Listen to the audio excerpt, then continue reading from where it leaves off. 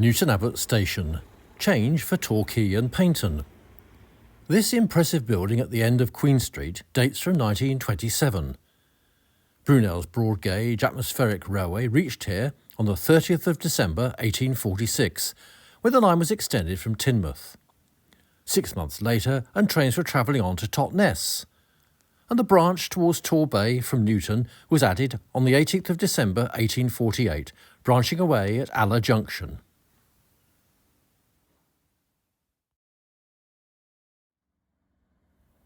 We're approaching the first station on the line now at King's Kerswell.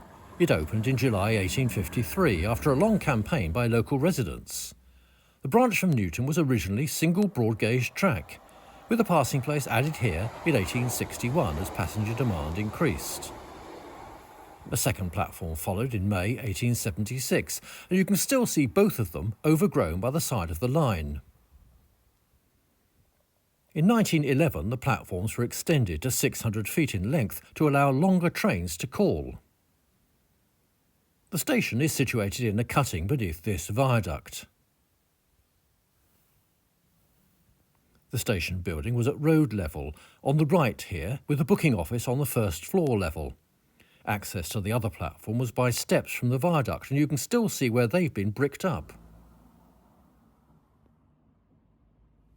King's Kerswell Station closed on the 5th of October 1964, but it's still remembered in the names of two nearby properties.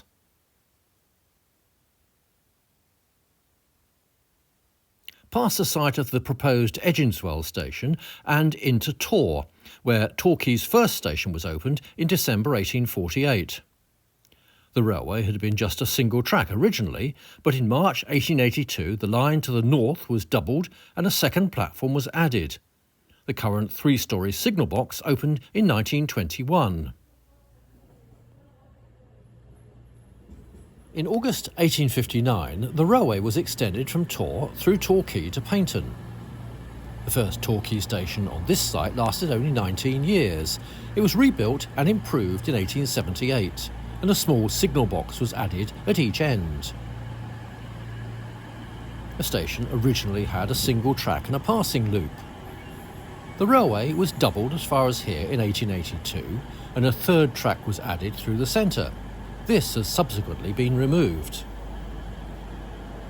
In the 1950s and 1960s, through carriages to Torquay and beyond were carried by expresses from Paddington, Swansea, Wolverhampton, Liverpool and Manchester.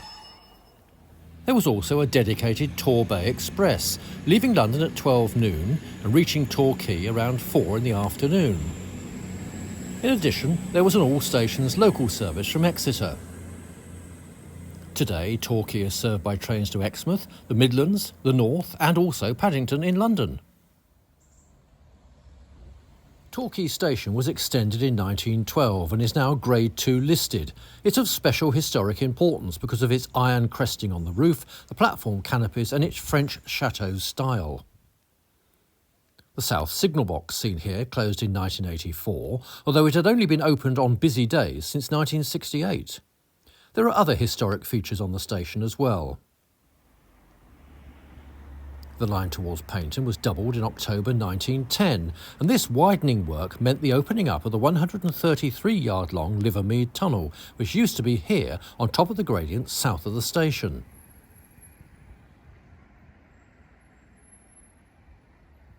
A little further along is Torquay Gasworks. A siding was built here so that coke could be brought in from the docks at Kingswear. It took up to 16 round rail trips to unload one ship due to the gradients on the line.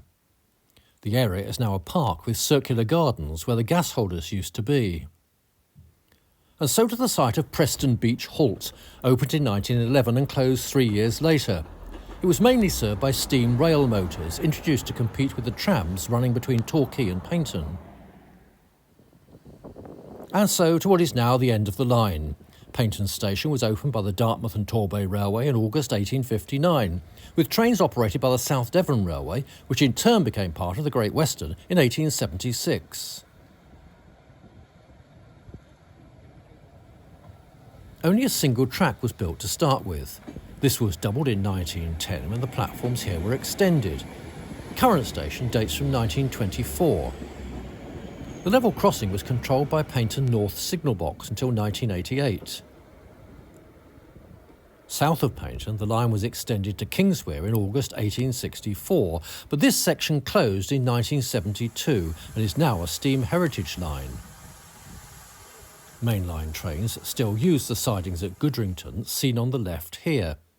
They were developed in the 1930s and 1950s to accommodate holiday traffic. But this is not the only railway in the Torbay area.